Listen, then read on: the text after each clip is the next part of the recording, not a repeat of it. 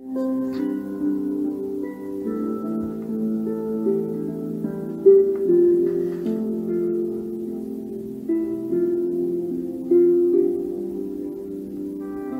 ви разкажа една красива приказка, вдъхновена от вълнената ми картина в 3 части цветна приказка.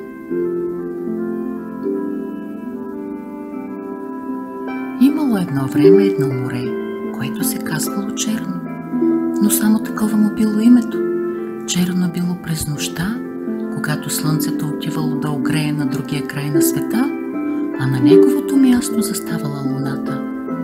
Тя била много срамежлива и то се скривала, полупоказвала, надничала, докато звездите ни развеселели до толкова, че тя забравила за срамежливостта си и с цялата си прелест и усмивка изкачала на небето.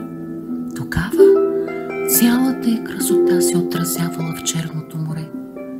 Всички били щастливи и пленени от нейната невероятна красота и харизма.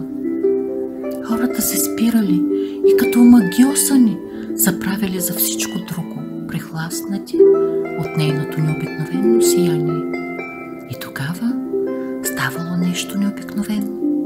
Като докоснати с вълшебна пръчка ги обливала една странна енергия на любов и топлина, която ги карала да се усмихват, да се радват, да мечтаят, да обичат.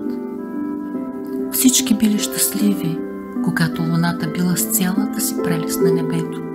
И морето било щастливо, защото красотата на луната се отразявала в неговите черни води.